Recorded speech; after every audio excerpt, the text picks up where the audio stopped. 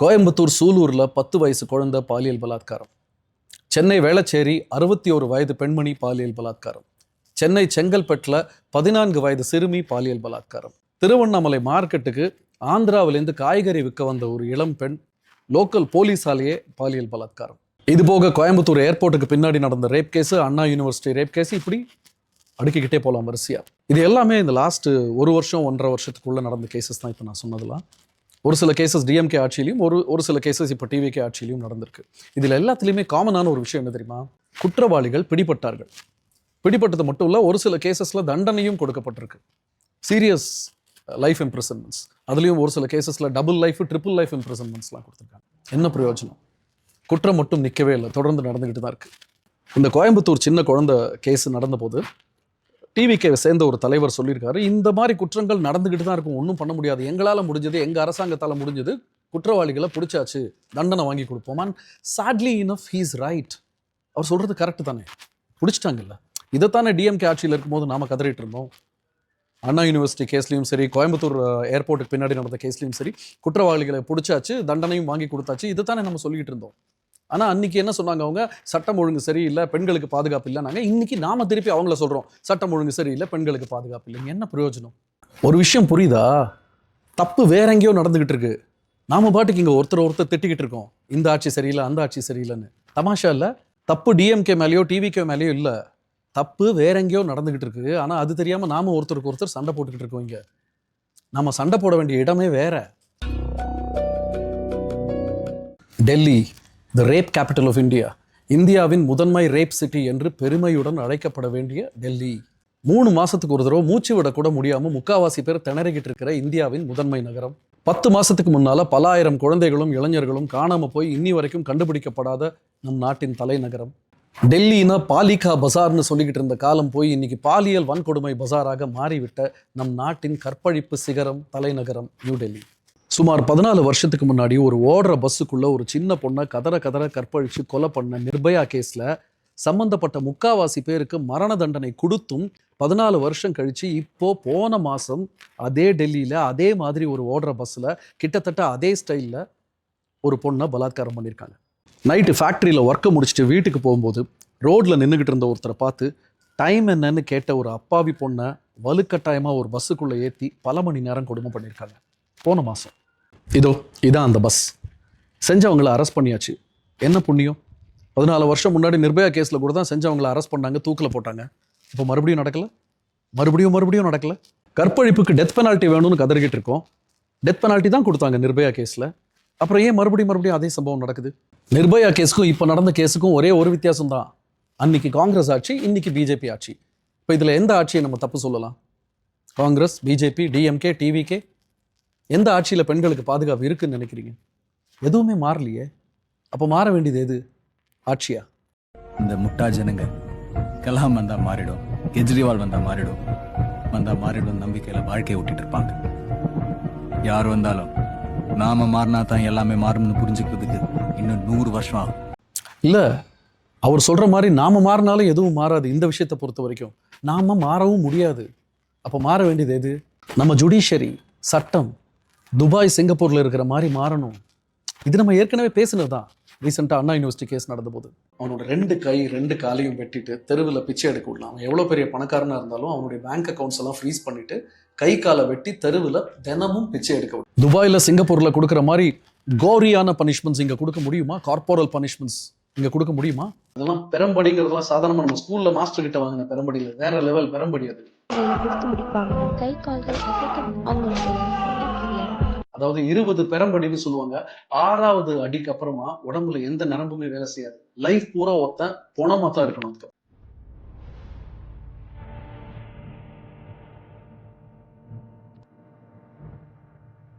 இந்த மாதிரி பனிஷ்மெண்ட்ஸ் நம்ம நாட்டிலையும் கொடுக்க முடியுமா அப்படின்னு கேட்டோம். யாரை கேட்டோம்? சுப்ரீம் கோர்ட்ல ப்ராக்டிஸ் பண்ற ரொம்ப ஒரு சீனியர் அட்வொகேட் ஒருத்தங்க. அவங்கள ரிக்வெஸ்ட் பண்ணி நம்ம ஷோவுக்கு வர வச்சு அவங்க கிட்ட கேட்டோம். அப்போ அவங்க ரொம்ப கிளியராக சொன்னாங்க, இதே மாதிரி பனிஷ்மெண்ட்ஸ் நம்ம நாட்டிலையும் கொண்டு வர முடியும், ஆனால் அதுக்கு சென்ட்ரல் கவர்மெண்ட்டோடைய ஒத்துழைப்பு வேணும் அப்படின்னு சொன்னாங்க. பார்லிமெண்டத்துல நம்ம மக்களால் தேர்ந்தெடுக்கப்பட்ட பிரதிநிதிகள் எல்லாம் சேர்ந்து ஒரு சட்டமா ஒரு பில்லா கொண்டு வந்தாங்கன்னா அது முதல்ல பில்லா இன்ட்ரோடியூஸ் பண்ணப்படும், அதுக்கப்புறம் சட்டமா மாற்றப்படும். இனிமே நம்ம நாட்டுல ஒரு பொண்ணு மேல கை வச்சா அதுக்கான பனிஷ்மெண்ட்ஸ் ரொம்பவும் கோரமா இருக்கணும் அப்படின்னு சொல்லி பார்லிமெண்ட்ல ஒரு பில்லை கொண்டு வரணும் ஒன்றிய அரசு. அந்த பில்லை லோக்சபா ராஜ்யசபா ரெண்டுலயும் பாஸ் ஆகணும். அதுக்கப்புறம் பிரசிடென்ட்டோட அப்ரூவலுக்கு போய் பிரசிடென்ட் அப்ரூவ் பண்ணி அதுக்கப்புறமா இப்படி ஒரு சட்டத்தை நம்மளால அமல்படுத்த முடியும். செய்வாங்களா நம்மளுடைய அரசாங்கங்கள்னு சொல்றேன் நான், எந்த பார்ட்டியும் குறிப்பிட்டு சொல்லல, யார் ஆட்சியில இருந்தாலும் செய்வாங்களா? செய்ய மாட்டாங்க. ஏன்னா முக்காவாசி கேசஸ்ல கற்பழிப்புல ஈடுபடுறவங்களே சில முக்கிய அரசியல் கட்சிகளை சேர்ந்தவங்களோ இல்ல அந்த அரசியல் கட்சிகளோட ஐடியாலஜிஸை ரெப்ரசன்ட் பண்ணிக்கிட்டு சுத்திக்கிட்டு இருக்கிற சில விஐபிகளோ தானே.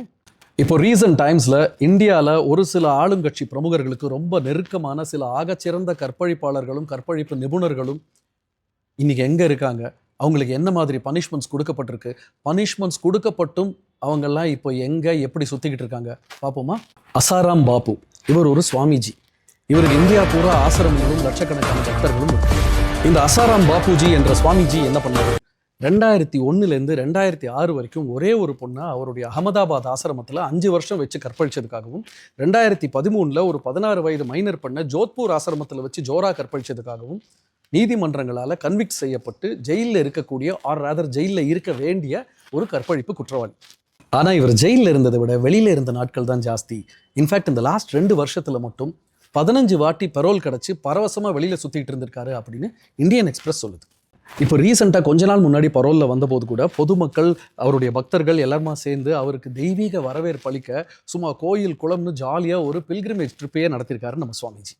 ஏண்டா தரித்திரம் முடிச்ச மூதேவி, உன் கதை என்னடா காரி துப்புற மாதிரி இருக்கு.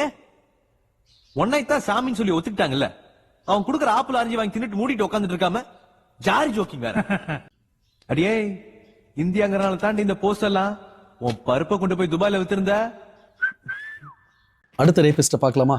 குர்மீத் ராம் ரஹீம் சிங், 2 கொலை 2 கற்பழிப்பு கேஸ். ஒரு கேஸில் 20 வருஷம் ஜெயில் தண்டனை, இன்னும் 2 கேஸில் லைஃப் இம்ப்ரிசன்மெண்ட். இது வரைக்கும் 10 தடவை பரோலில் பட்டையை கிளப்பியிருக்காரு. குல்தீப் சிங் செங்கார், யூபியில் பிஜேபி எம்எல்ஏவாக இருந்தவர்.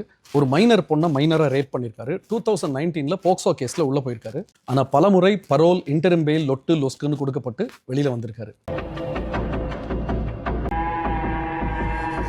ஆனால் அவர் வெளியில் வந்ததுக்கு நியாயமான காரணங்கள் காமிச்சிருக்காரு. அவர் பொண்ணுக்கு கல்யாணம், அவருக்கு கேட்ராக்ட் ஆப்ரேஷன், அவருக்கு டயபெட்டிஸ் இருக்குது, இப்படி பல நியாயமான காரணங்களை காண்பித்து பல முறை பரோலில் வெளியில் வந்திருக்காரு. இது வரைக்கும் நம்ம பார்த்ததெல்லாம் ஒன்றுமே இல்லை அப்படிங்கிற அளவுக்கு மத்திய பிரதேஷ் ஹைகோர்ட்டில் ஒரு வேர்டிக்ட் வந்திருக்கு. ஒரு பொண்ணை அவளோட வீட்டிலேருந்து பை ஃபோர்ஸ் தரன்னு இழுத்துட்டு வந்து தன்னுடைய வீட்டுக்கு இழுத்துட்டு வந்து அங்கே அவளுடைய கை கால்களெல்லாம் கட்டி அவளை நிர்வாணப்படுத்தி அவள் வாயில் துணியை வச்சு அடைச்சி என்னென்ன செய்யணுமோ அத்தனையும் செஞ்சுருக்கான். அதுக்கப்புறம் எக்ஸப்ட் இன்டர் கோர்ஸ், இதை விட நான் எக்ஸ்பிளிசிட்டாக சொல்ல முடியாது, இன்டர் கோர்ஸுங்கிற அந்த ஒரு விஷயத்தை தவிர மற்ற எல்லாமே செஞ்சுருக்கான். அவனுக்கு ஆயுள் தண்டனையோ இல்லை மரண தண்டனையோ கொடுக்கப்படலை. அவனுக்கு கொடுக்கப்பட்டதே வெறும் 7 ஆண்டு கடுங்காவல் தண்டனை தான்.